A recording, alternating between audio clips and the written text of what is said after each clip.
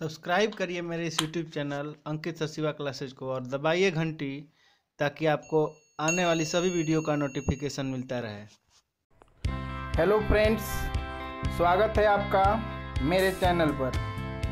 दोस्तों, मैं आपके लिए लेकर आया हूँ करेंट अफेयर्स अप्रैल महीने का 2020 का।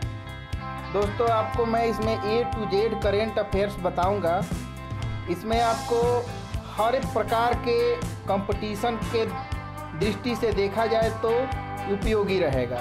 तो चलिए दोस्तों, इस क्विज को शुरू करते हैं।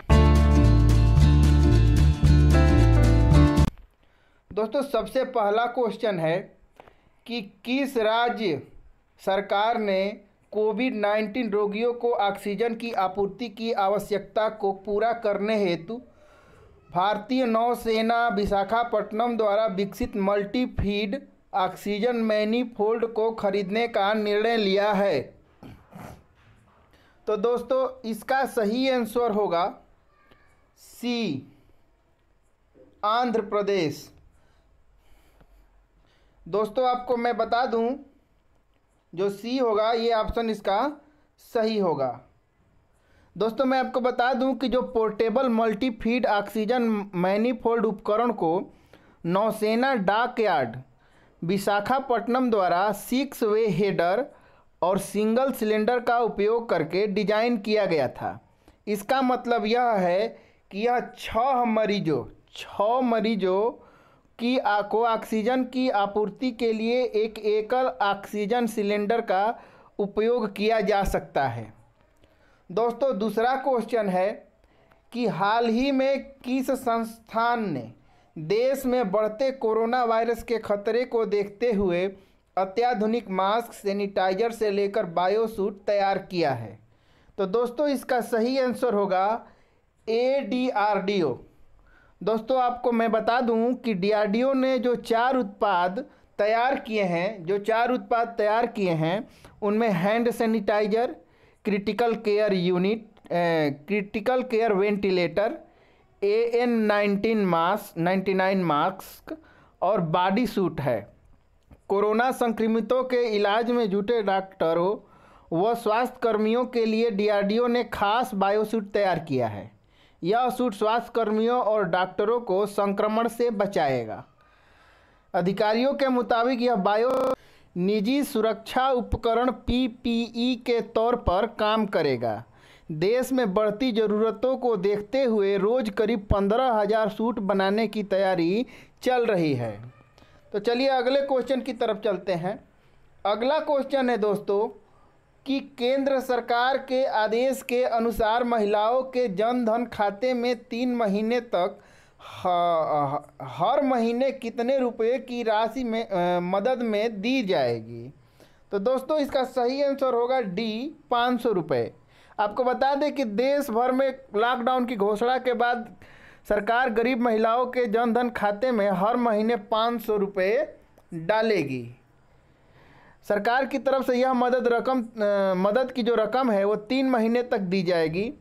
सरकार द्वारा प्रधानमंत्री जन धन योजना के तहत जीरो बैलेंस पर बचत खाते खोले गए हैं। इन खातों में ही यह राशि प्रदान की जाएगी। यह राशि प्रधानमंत्री गरीब कल्याण योजना के तहत दी जाएगी।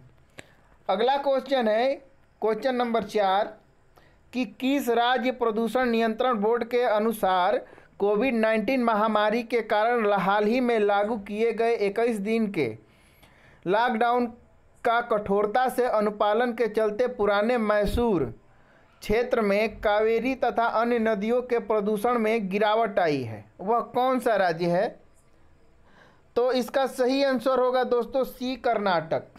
दोस्तों, आपको बता दें कि कर्नाटक राज्य प्रदूषण नियंत्रण बोर्ड के अनुसार कावेरी तथा उसकी सहायक नदियों के जल की गुणवत्ता में इतना अधिक सुधार देखा गया है कि इस प्रकार की जल गुणवत्ता इन नदियों में दशकों पूर्व पाई जाती थी। लॉकडाउन के दौरान औद्योगिक और धार्मिक गतिविधियों पर रोक से नदियों में प्रदूषण के स्तर को कम करने में मदद मिलती है। जल की भौतिक, रासायनिक तथा जैविक जो विशेषताओं में हानिकारक प्रभाव उत्पन्न करने वाले परिवर्तन को जल प्रदूषण कहा जाता है। अगला क्वेश्चन है दोस्तों, क्वेश्चन नंबर 5 कि किस राज्य सरकार ने कोविड-19 रोगियों के लिए नेवी द्वारा विकसित multi feed oxygen manifold MOM खरीदने का निर्णय लिया है? तो दोस्तों इसका सही आंसर होगा डी, आंध्र प्रदेश ने। आपको बता दें कि आंध्र प्रदेश सरकार उठाकर ले जाने योग्य मल्टी फीड ऑक्सीजन मैनिफोल्ड मतलब MOM खरीदने के लिए आगे आई है। इससे कोरोना वायरस के रोगियों को ऑक्सीजन की आपूर्ति की किसी भी आपात ज़रूरत को पूरा करने में मदद मिलेगी। इस उपकरण को विशाखापट्टनम में नौसेना के कर्मियों ने विकसित किया है। शुरुआत में नौसेना ने आंध्र प्रदेश को कुछ MOM निःशुल्क देने की पेशकश की थी। नवल डॉकयार्ड विशाखापट्टनम, जिसका शॉर्ट में NDV कहते हैं, के कर्मियों ने इस नवोन्मेषी portable multi feed oxygen manifold को डिजाइन किया है। चलिए दोस्तों अगला क्वेश्चन है क्वेश्चन नंबर 6 कि केंद्र सरकार के अनुसार जम्मू कश्मीर में कितने साल से रहने वाले नागरिक डोमिसाइल के हकदार होंगे? तो इसका सही आंसर होगा 15 साल। आपको बता दें कि केंद्र सरकार में हाल ही में एक अहम फैसले में केंद्र शासित प्रदेश जम्मू कश्मीर में डोमिसाइल लागू कर दिया है। अब प्रदेश में 15 साल से रह रहे नागरिक इस डोमिसाइल के हकदार होंगे। जिन बच्चों ने 7 वर्ष तक प्रदेश के स्कूलों में पढ़ाई की है और 10वीं या 12वीं कक्षा की परीक्षा दी है, वे भी डोमिसाइल के हकदार होंगे। अगला क्वेश्चन है दोस्तों क्वेश्चन नंबर 7 कि किस संस्थान द्वारा जारी विश्व जल विकास रिपोर्ट के अनुसार जलवायु परिवर्तन की बुनियादी मानक आवश्यकताओं के लिए जल की उपलब्धता, गुणवत्ता और मात्रा को परिभाषित करेगा, जिससे जल की बुनियादी मानवाधिकार और अरबों लोगों के लिए स्वच्छ जल की उपलब्धता प्रभावित होगी? तो दोस्तों इसका सही आंसर होगा बी, संयुक्त राष्ट्र। आपको बता दें कि इस रिपोर्ट के अनुसार जलवायु परिवर्तन से प्रेरित हाइड्रोलॉजिकल परिवर्तन जल संसाधनों के अस्थायी प्रबंधन के लिए चुनौती की ओर बढ़ा देगा, जो पहले से ही विश्व के अधिकांश क्षेत्रों में गंभीर दबाव में है। खाद्य सुरक्षा, मानव स्वास्थ्य, शहर और ग्रामीण जनजीवन, ऊर्जा उत्पादन, औद्योगिक विकास, आर्थिक विकास और पारिस्थितिकी तंत्र सभी जल पर निर्भर हैं और इस दृष्टि से जलवायु परिवर्तन के प्रभावों के प्रति संवेदनशील इस प्रकार जल प्रबंधन के माध्यम से संवेदनशील है। इस प्रकार जल प्रबंधन के माध्यम से जलवायु परिवर्तन अनुकूलन और न्यूनीकरण सतत विकास लक्ष्य 2030 की प्राप्ति के लिए महत्वपूर्ण है। दोस्तों अगला क्वेश्चन है क्वेश्चन नंबर 8 कि ओडिशा दिवस निम्न में से किस दिन मनाया जाता है? तो इसका सही आंसर होगा दोस्तों 1 अप्रैल को। आपको बता दें कि ओडिशा स्थापना दिवस 1 अप्रैल को मनाया जाता है। 1 अप्रैल सन 1936 को उड़ीसा को स्वतंत्र प्रांत बनाया गया। स्वतंत्रता के बाद ओडिशा तथा इसके आसपास की रियासतों ने भारत के सरकार को अपनी सत्ता सौंप दी थी। रियासतों मतलब कि गवर्नर के अधीन जो प्रांत थे के विलय संबंधी आदेश 1949 क्या था 1949 के अंतर्गत जनवरी 1949 में उड़ीसा के सभी रियासतों का ओडिशा राज्य में संपूर्ण विलय हो गया। ओडिशा के कलिंग, उत्कल और उद्र जैसे कई प्राचीन नाम हैं, परंतु यह प्रदेश मुख्यतः भगवान जगन्नाथ की भूमि के लिए प्रसिद्ध है। अगला क्वेश्चन है दोस्तों क्वेश्चन नंबर 9 कि भारतीय रिजर्व बैंक की स्थापना दिवस निम्न में से किस दिन मनाया जाता है? तो इसका सही आंसर होगा दोस्तों 1 अप्रैल। दोस्तों आपको बता दें कि 1 अप्रैल को भारतीय रिजर्व बैंक का स्थापना दिवस मनाया गया। भारतीय रिजर्व बैंक अधिनियम 1934 के प्रावधान के अनुसार 1 अप्रैल 1935 को भारतीय रिजर्व बैंक की स्थापना हुई थी। शुरू में रिजर्व बैंक का केंद्रीय कार्यालय कोलकाता में स्थापित किया गया था, लेकिन 1937 में अस्थायी रूप से इसे मुंबई में हस्तांतरित कर दिया गया था। केंद्रीय कार्यालय वह स्थान है जहां गवर्नर बैठता है तथा जहां नीतियां तैयार की जाती हैं। 1949 में राष्ट्रीयकरण के बाद से रिजर्व बैंक पूरी तरह से भारत सरकार के स्वामित्व में है। दूसरा अगला क्वेश्चन है दोस्तों, क्वेश्चन नंबर 10 की क्वेश्चन नंबर 10 है दोस्तों कि सुकन्या समृद्धि खाता योजना के लिए ब्याज दर 8.4% से घटाकर कितने प्रतिशत कर दी गई है? तो दोस्तों इसका सही आंसर होगा 7.6%। आपको बता दें कि कोरोना के लॉकडाउन के बीच छोटी बचत योजनाओं पर मिलने वाले ब्याज में बड़ी कटौती की गई है। आर्थिक सुस्ती के दौर में सरकार ने अप्रैल से जून तिमाही में सुकन्या समृद्धि योजना, पब्लिक प्रोविडेंट फंड खातों, senior citizen saving scheme, national saving certificate समेत कई अहम योजनाओं की ब्याज दर में कमी की है। क्वेश्चन नंबर 11 है दोस्तों कि संयुक्त राष्ट्र के श्रम निकाय के अनुसार कोरोना वायरस संकट के कारण किस देश में अनौपचारिक क्षेत्र में काम करने वाले लगभग 40 करोड़ लोग गरीबी में फंस सकते हैं? तो दोस्तों इसका सही आंसर होगा डी, भारत। डी, भारत इसका जो है वो सही आंसर होगा। दोस्तों आपको बता दें कि संयुक्त राष्ट्र के अनुसार इस साल दुनिया भर में 19.5 करोड़ लोग की पूर्णकालिक नौकरी छूट सकती है। अंतर्राष्ट्रीय श्रम संगठन ने अपनी रिपोर्ट ILO निगरानी द्वारा दूसरा संस्करण कोविड-19 और वैश्विक कामकाज में कोरोना वायरस संकट को दूसरे विश्व युद्ध के बाद सबसे भयानक संकट बताया गया है। रिपोर्ट में कहा गया है कि कोविड-19 संकट से पहले ही अनौपचारिक क्षेत्र से के लाखों श्रमिक जो हैं वो प्रभावित हो चुके हैं। दोस्तों अगला क्वेश्चन है क्वेश्चन नंबर 12 कि विश्व एथलेटिक्स ने कोरोना वायरस महामारी के मद्देनज़र टोक्यो ओलंपिक क्वालिफिकेशन अवधि किस समय तक स्थगित कर दी है? तो दोस्तों इसका सही आंसर होगा ए, दिसंबर 2020। दोस्तों इसको बता दें कि विश्व एथलेटिक्स ने कोरोना वायरस महामारी के मद्देनज़र टोक्यो ओलंपिक क्वालिफिकेशन अवधि दिसंबर 2020 तक स्थगित कर दी। विश्व एथलेटिक्स ने बयान दिया है कि दुनिया भर में हालात सामान्य होने पर क्वालिफिकेशन अवधि 1 दिसंबर 2020 से 21 के बीच रहेगी।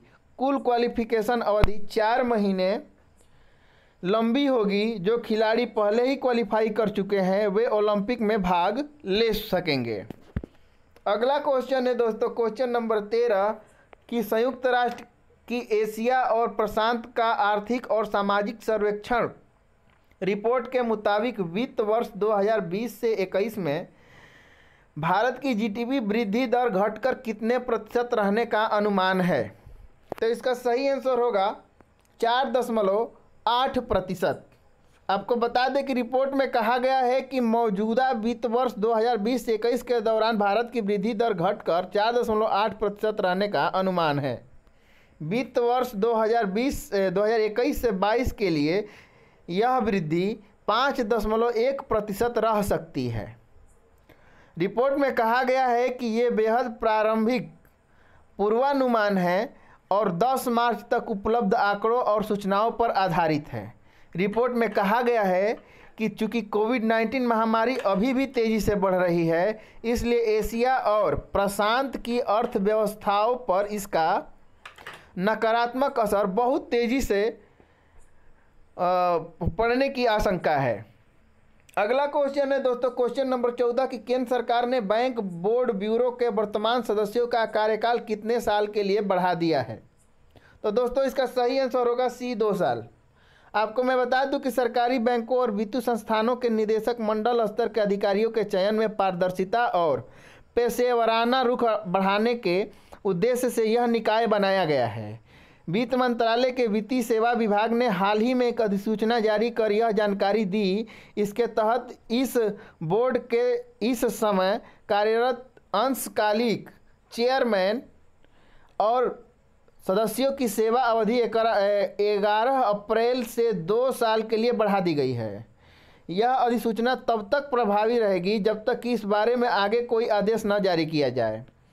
दोस्तों अगला क्वेश्चन है क्वेश्चन नंबर 15 कि केंद्र सरकार ने किस योजना के तहत कोरोना वायरस का मुफ्त परीक्षण और उपचार प्रदान करने का निर्णय लिया है। तो दोस्तों इसका सही आंसर होगा बी, आयुष्मान भारत योजना। आपको बता दें कि सरकार द्वारा की गई यह घोषणा आयुष्मान भारत योजना के 50 करोड़ लाभार्थियों को निर्दिष्ट निजी अस्पतालों में मुफ्त परीक्षण और उपचार की सुविधा प्राप्त करने में मदद मिलेगी। सरकार इस निर्णय का उद्देश्य परीक्षण और उपचार सुविधाओं की आपूर्ति में वृद्धि करना और आईसीएमआर दिशा निर्देश के अनुसार आयुष्मान योजना के माध्यम से आम लोगों की निजी क्षेत्र में पहुंच वृद्धि करना है। योजना के लाभार्थी मुफ्त परीक्षण और उपचार की सुविधा उपलब्ध कराने का यह निर्णय कोविड-19 महामारी के प्रति भारत के प्रयासों को और मजबूत करेगा। दोस्तों अगले क्वेश्चन की तरफ चलते हैं। अगला क्वेश्चन है कि सिविल सेवाओं के अधिकारियों ने कोरोना वायरस महामारी के विरुद्ध सरकारी प्रयासों को अपना समर्थन देने के लिए किस नाम से एक विशेष पहल का शुभारंभ किया है। तो दोस्तों इसका सही आंसर होगा करुणा, सी करुणा। आपको बता दें कि इस पहल का शुभारंभ भारतीय प्रशासनिक सेवा IAS और भारतीय पुलिस सेवा IPS समेत केंद्रीय सिविल सेवाओं के अधिकारी संघ द्वारा किया गया है। करुणा एक प्रकार का विशेष सहयोगी मंच है जिसके तहत कोरोना वायरस महामारी से लड़ने के लिए सिविल सेवक, उद्योगपति, गैर सरकारी संगठनों के पेशेवर और IT पेशेवर एक साथ मिलकर काम करेंगे। इस पहल के माध्यम से कोविड-19 से निपटने के लिए सरकार 11 सशक्त समूहों के प्रयासों को सहायता देने के लिए जिला स्तर तक फैले अधिकारियों और विशेषज्ञों के नेटवर्क का प्रयोग किया जाएगा। दोस्तों अगला क्वेश्चन है क्वेश्चन नंबर 17 कि किस संस्थान के मुताबिक कोरोना वायरस कोविड-19 महामारी के कारण वर्ष 2020 में वैश्विक अर्थव्यवस्था तकरीबन 1% तक कम हो गई है। तो दोस्तों इसका सही आंसर होगा ए, संयुक्त राष्ट्र। दोस्तों आपको बता दें कि संयुक्त राष्ट्र ने साथ ही यह भी चेतावनी दी है कि यदि बिना पर्याप्त राजकोषीय उपायों के आर्थिक गतिविधियों पर प्रतिबंध और अधिक बढ़ाया जाता है तो वैश्विक अर्थव्यवस्था और अधिक प्रभावित हो सकती है। संयुक्त राष्ट्र आर्थिक और सामाजिक मामलों के विभाग द्वारा किए गए विश्लेषण के अनुसार कोरोना वायरस महामारी वैश्विक आपूर्ति श्रृंखलाओं और अंतर्राष्ट्रीय व्यापार को बाधित कर रही है। बीते महीने के दौरान 100 देशों ने अपनी राष्ट्रीय सीमाओं को बंद कर दिया है जिसके कारण लोगों का आवागमन और पर्यटन की गति पूरी तरह से रुक गई है जो कि वैश्विक वृद्धि में बाधा बन गया है। दोस्तों अगला क्वेश्चन है क्वेश्चन नंबर 18 कि हाल ही में कृषि और किसान कल्याण मंत्रालय ने कोविड-19 की वजह से उत्पन्न परिस्थितियों के मद्देनजर किस पोर्टल में संशोधन किया है। तो दोस्तों इसका सही आंसर होगा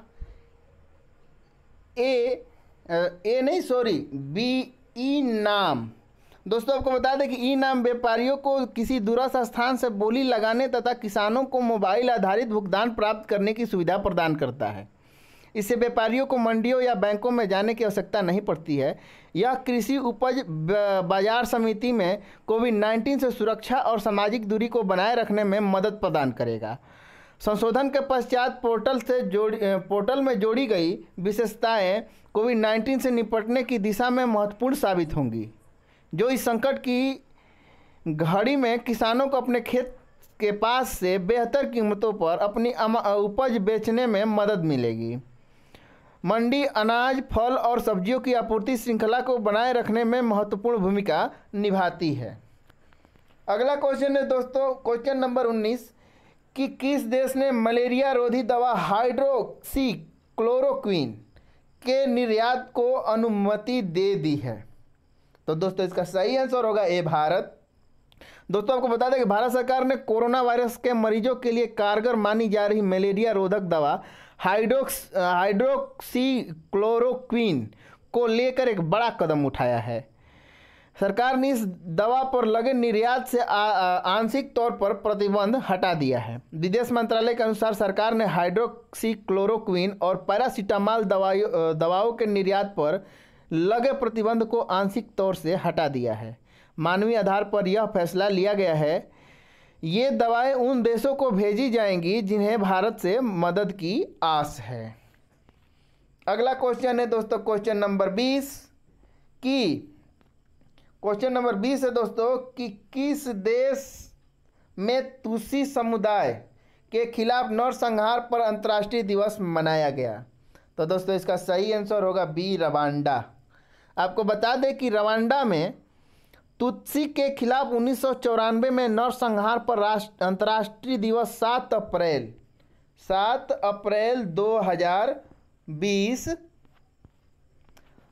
अप्रैल 2020 को संयुक्त राष्ट्र द्वारा मनाया गया। रवांडा हर साल अप्रैल में अपने वार्षिक 100 दिनों के शोक की शुरुआत करता है, जो तुत्सी अल्पसंख्यक के खिलाफ नरसंहार की याद दिलाता है। रवांडा नरसंहार तुत्सी और हुतू समुदाय के लोगों के बीच हुआ एक जातीय संघर्ष था।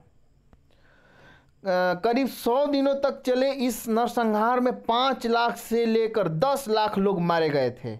तब ये संख्या पूरे देश की आबादी के करीब 20% के बराबर थी। अगला क्वेश्चन है दोस्तों कि 21 नंबर क्वेश्चन है कि प्रतिवर्ष हिमाचल दिवस निम्न में से किस दिन मनाया जाता है? तो दोस्तों इसका सही आंसर होगा सी, 15 अप्रैल। इसका सही आंसर होगा सी, 15 अप्रैल। आपको बता दें दोस्तों कि प्रत्येक वर्ष 15 अप्रैल को हिमाचल दिवस मनाया जाता है। 15 अप्रैल 1948, याद रखिएगा, 15 अप्रैल 1948 को हिमाचल का गठन किया गया था। तब से 15 अप्रैल को हिमाचल दिवस के रूप में मनाया जाता है। इस दिन प्रदेश भर में जिला स्तर पर कार्यक्रम का आयोजन किया जाता रहा है और भव्य तरीके से हिमाचल दिवस मनाया जाता है। लेकिन कोरोना संकट के चलते इस बार सीमित रूप से ही हिमाचल दिवस मनाया गया।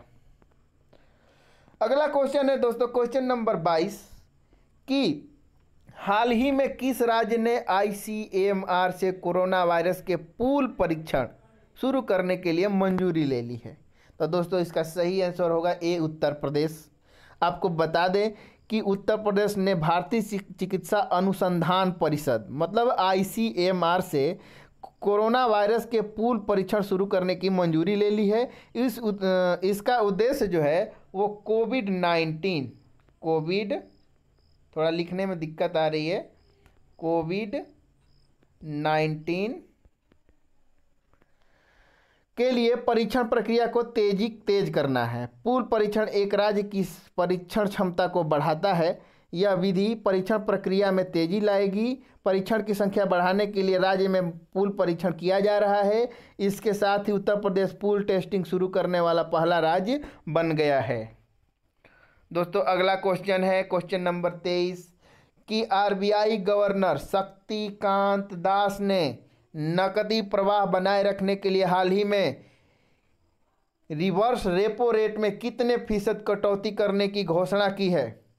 तो दोस्तों इसका सही आंसर होगा डी, 0.25% या फीसदी। दोस्तों आपको बता दें कि RBI गवर्नर शक्तिकांत दास ने रिवर्स रेपो रेट को 4% से घटाकर 3.75% कर दिया है। रेपो रेट को बरकरार रखा है। उन्होंने कहा कि वैश्विक मंदी के अनुमान के बीच भारत की विकास दर अब भी पॉजिटिव रहने का अनुमान है और IMF के मुताबिक यह 1.9% रहेगी। RBI ने नाबार्ड, सिडबी और नेशनल हाउसिंग बैंक को 50,000 करोड़ की मदद देने का घोषणा किया है। गौरतलब है कि पिछले महीने RBI ने रेपो रेट 75 बेसिस पॉइंट घटाकर 4.4% किया था और इसका 15 साल का निम्नतम स्तर है। अगला क्वेश्चन है क्वेश्चन नंबर 24 कि कोरोना वायरस में के साए में हाल ही में किस देश में हुए संसदीय चुनाव में राष्ट्रपति मून जे इन ने जीत हासिल कर ली है। तो दोस्तों आपको बता दें कि इसका सही आंसर होगा बी, दक्षिण कोरिया। आपको बता दें दोस्तों कि दक्षिण कोरिया के राष्ट्रीय चुनाव आयोग के अनुसार रिकॉर्ड 62.6% मतदान हुआ। वर्ष 2004 के आम चुनाव के बाद यह सबसे ज़्यादा मतदान है। कोरोना के खतरे के बीच दक्षिण कोरिया ने पहले ही एहतियात बरतते हुए चुनाव करवाने का फैसला किया था।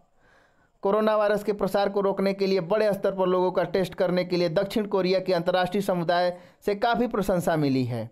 देश में 10,564 लोग कोरोना वायरस से संक्रमित हैं, जिसमें 222 लोगों की मौत हो चुकी है। दोस्तों अगला क्वेश्चन है क्वेश्चन नंबर 25 के अंतर्राष्ट्रीय मुद्रा कोष IMF ने हाल ही में वित्त वर्ष 2020 से 21 में भारत की GDP वृद्धि दर कितने प्रतिशत रहने का अनुमान लगाया है। तो दोस्तों इसका सही आंसर होगा डी, 1.9%। आपको बता दें कि IMF ने इस दौरान चीन की वृद्धि दर 1.2% रहने का अनुमान जताया है। IMF ने कहा कि कोरोना वायरस महामारी और इसके कारण विश्व भर में आर्थिक गतिविधियां ठप होने से वैश्विक अर्थव्यवस्था भीषण मंदी की ओर बढ़ रही है। ये इस साल 1930 में आई महामंदी के बाद सबसे बड़ी मंदी है। भारत में आर्थिक वृद्धि का यह स्तर रहता है तो यह साल 1991 में शुरू उदारीकरण के बाद सबसे कम वृद्धि दर होगी। दोस्तों अगले क्वेश्चन की तरफ चलते हैं। अगला क्वेश्चन है क्वेश्चन नंबर 26 कि ICMR ने एक जनरल में कहा कि उसने किस देश में चमगादड़ों की 2 प्रजातियां टेरोपस और रूसेटस में कोरोना वायरस का पता लगाया है। क्वेश्चन नंबर 26 था। तो दोस्तों इसका सही आंसर होगा सी, भारत। आपको बता दें कि कोरोना वायरस को लेकर दुनिया भर में मचे आतंक के बीच भारतीय अनुसंधानकर्ताओं ने बताया कि केरल, हिमाचल प्रदेश, पुडुचेरी और तमिलनाडु में मौजूद चमगादड़ों की 2 प्रजातियां अलग अलग तरह के कोरोना वायरस के लक्षण मिले हैं। इस अध्ययन के मुताबिक माना जाता है कि चमगादड़ों में प्राकृतिक रूप से कई वायरस होते हैं, जिनमें कुछ से मनुष्यों को बीमार करने की आशंका होती है। भारत में टेरोपस प्रजाति के चमगादड़ों में पहले निपाह वायरस मिला था। संदेह है कि हाल ही में सामने आया संक्रमण कोविड-19 का संबंध भी चमगादड़ों से ही है। भारतीय चिकित्सा अनुसंधान परिषद ICMR का यह अध्ययन Indian journal of medical research में प्रकाशित हुआ है। अगला क्वेश्चन है दोस्तों क्वेश्चन नंबर 27 कि गृह मंत्रालय के अनुसार भारत में फंसे विदेशी नागरिकों का वीज़ा किस तारीख तक बढ़ाया गया है। तो दोस्तों इसका सही आंसर होगा 30 अप्रैल। दोस्तों आपको बता दें कि भारत में कोरोना वायरस लॉकडाउन की वजह से विदेशी नागरिक फंसे हुए हैं। भारत में कोरोना वायरस लॉकडाउन की वजह से विदेशी नागरिक फंसे हुए हैं। ऐसे में जिन विदेशियों की वीज़ा अवधि ख़त्म हो रही है, सरकार ने उनकी वीज़ा की अंतिम तारीख को बढ़ाने का फैसला किया है। गृह मंत्रालय ने 13 अप्रैल को कहा कि भारत में फंसे हुए विदेशी नागरिकों के नियमित और वीज़ा को 30 अप्रैल तक बढ़ा दिया गया है। भारत में कोरोना वायरस के मामले लगातार बढ़ रहे हैं। स्वास्थ्य मंत्रालय द्वारा जारी ताज़ा आंकड़ों के मुताबिक कोरोना वायरस के कुल 10,363 मामलों में 8,988 एक्टिव केस हैं। इसके अलावा 1,035 लोग पूरी तरह से ठीक हो गए हैं। यहाँ उन्हें अस्पताल से छुट्टी दे दी गई है। दोस्तों जो मैं आंकड़ा बता रहा हूँ वो अप्रैल तक का है। अब तो मामला जो अभी जब मैं वीडियो शूट कर रहा हूँ, आज है 25 मई। अब आज का तो मामला जो है वो ज़्यादा हो चुका है, 1 लाख को पार कर चुका है। तो दोस्तों चलिए अगले क्वेश्चन की तरफ चलते हैं। दोस्तों अगला क्वेश्चन है कि प्रधानमंत्री नरेंद्र मोदी ने 14 अप्रैल को समाप्त होने वाला 21 दिन का लॉकडाउन कितने तारीख तक बढ़ाने की घोषणा की है। तो दोस्तों इसका सही आंसर होगा 3 मई। ये आपको जो मैं बता रहा हूँ ये आज का नहीं है दोस्तों, ये अप्रैल के लिए है। आप भ्रम में न रहें, अभी लॉकडाउन 4.0 आ चुका है। तो चलिए 3 मई इसका सही आंसर होगा। चलिए अगले क्वेश्चन की तरफ चलते हैं। अगला क्वेश्चन है दोस्तों कि अंतर्राष्ट्रीय मानव उड़ान दिवस निम्न में से किस दिन मनाया जाता है। तो दोस्तों इसका सही आंसर होगा डी 12 अप्रैल। संयुक्त राष्ट्र महासभा ने वर्ष 2011 से 11 में 12 अप्रैल को 2011 में 12 अप्रैल को अंतर्राष्ट्रीय मानव अंतरिक्ष उड़ान दिवस के रूप में घोषित किया था। 12 अप्रैल 1961 को पहली मानव अंतरिक्ष उड़ान रूसी कॉस्मोनॉट यूरी गागरिन ने भरी थी। यह ऐतिहासिक घटना ने सभी मानवता के लाभ के लिए अंतरिक्ष को खोज का रास्ता खोल दिया। बाह्य अंतरिक्ष मामलों के लिए संयुक्त राष्ट्र कार्यालय का उद्देश्य बाहरी अंतरिक्ष के अंतर्राष्ट्रीय सहयोग को बढ़ावा देना है। चलिए दोस्तों अगले क्वेश्चन की तरफ चलते हैं। अगला क्वेश्चन है कि हाल ही में मोटर स्पोर्ट के किस दिग्गज ब्रिटिश चालक का लंबी बीमारी के बाद 90 वर्ष की आयु में निधन हो गया? तो दोस्तों इसका सही आंसर होगा ए स्टर्लिंग मास। आपको बता दें कि मोटर स्पोर्ट के दिग्गज ब्रिटिश चालक स्टर्लिंग मास का लंबी बीमारी के बाद 12 अप्रैल 2020 को निधन हो गया। यह 90 वर्ष के थे। मास हालांकि अपने करियर में कभी फार्मूला 1 विश्व चैंपियनशिप का खिताब नहीं जीता, लेकिन 4 बार उप विजेता और 3 बार तीसरे नंबर पर रहे। उन्होंने 14 साल के अपने करियर में अलग अलग तरह की 529 मोटर रेस में भाग लिया, जिसमें 212 में जीत दर्ज की। इनमें 16 फार्मूला 1 रेस जीती। उन्होंने पहली फार्मूला 1 रेस 1955 में ब्रिटिश ग्रां प्री में मर्सिडीज के ड्राइवर के रूप में जीती। वह यह ट्रॉफी जीतने वाले पहले ब्रिटिश ड्राइवर बने थे। दोस्तों अगला क्वेश्चन है कि किस राज्य सरकार ने कोरोना वायरस के मद्देनजर सिगरेट, बीड़ी, गुटखा, जर्दा, सुपारी, हुक्का, ई सिगरेट समेत सभी तंबाकू पदार्थों के उपयोग और वृद्धि पर रोक लगा दी है? तो दोस्तों इसका सही आंसर होगा सी झारखंड ने। आपको बता दें कि झारखंड सरकार ने तमाम तरह के तंबाकू उत्पादों की बिक्री पर प्रतिबंध लगा दिया है। सरकार के अनुसार पान मसाला, खैनी, जर्दा, गुटखा खाकर जहां तहां थूकने से कोरोना वायरस फैलने का खतरा बढ़ता है। सार्वजनिक जगहों पर तंबाकू पदार्थों में के सेवन पर प्रतिबंध लगा दिया गया है। अगला क्वेश्चन है दोस्तों क्वेश्चन नंबर 32 कि किस संस्थान के अनुसार कोविड-19 की वजह से आर्थिक क्षेत्र में आई गिरावट इस वर्ष में दुनिया में तीव्र खाद्य असुरक्षा का सामना करने वाले लोगों की संख्या लगभग 2 गुनी हो सकती है? तो दोस्तों इसका सही आंसर होगा ए संयुक्त राष्ट्र। आपको बता दें कि संयुक्त राष्ट्र ने कहा कि भुखमरी महामारी बनने के कगार पर पहुंच चुकी है। कोरोना वायरस पूरी दुनिया पर चौतरफा संकट मार रहा है। संक्रमण के कारण दुनिया भर में लोग बीमार पड़ रहे हैं। विश्व खाद्य कार्यक्रम का अनुमान है कि पेट भर भोजन नहीं पाने वालों की संख्या 2020 में बढ़कर 26.5 करोड़ हो सकती है। 2019 में 13.5 करोड़ थी। चलिए दोस्तों अगले क्वेश्चन की तरफ चलते हैं। अगला क्वेश्चन है कि हरियाणा के मुख्यमंत्री मनोहर लाल खट्टर ने बताया है कि कोरोना वायरस महामारी के बीच राज्य में रिपोर्टिंग करने वाले सभी पत्रकारों को कितने लाख रुपए का बीमा देगी? तो दोस्तों इसका सही आंसर होगा 10 लाख रुपए की बीमा देगी। हरियाणा सरकार ने कोरोना वायरस महामारी के दौरान रिपोर्टिंग करने वाले सभी पत्रकारों को 10 लाख रुपए का बीमा प्रदान करने का निर्णय लिया है। हरियाणा में 23 अप्रैल 2020 को कोरोना वायरस से संक्रमण के 6 नए मामले सामने आने के बाद राज्य में कुल संक्रमित लोगों की संख्या 270 पहुंच गई है। कोरोना वायरस निपटने के लिए सरकार हर संभव प्रयास कर रही है। दोस्तों अगला क्वेश्चन है क्वेश्चन नंबर 34 की फिच रेटिंग्स ने कोरोना वायरस महामारी के चलते लागू किए गए लॉकडाउन का हवाला देते हुए 2020 से 21 में भारत की आर्थिक वृद्धि दर का अनुमान घटाकर कितने प्रतिशत कर दिया है? तो दोस्तों इसका सही आंसर होगा 0.8%। कोरोना वायरस महामारी के चलते लागू किए गए लॉकडाउन और वैश्विक आर्थिक मंदी के कारण ऐसा किया गया। फिच रेटिंग्स ने कहा कि भारत को सकल घरेलू उत्पाद जीडीपी की वृद्धि दर अप्रैल 2020 से मार्च 2021 के बीच 0.8% तक रह जाएगी, जबकि बीते वित्त वर्ष के दौरान यह आंकड़ा 4.9% अनुमानित था। हालांकि 2021 से 22 में विकास दर 6.7% होने की उम्मीद है।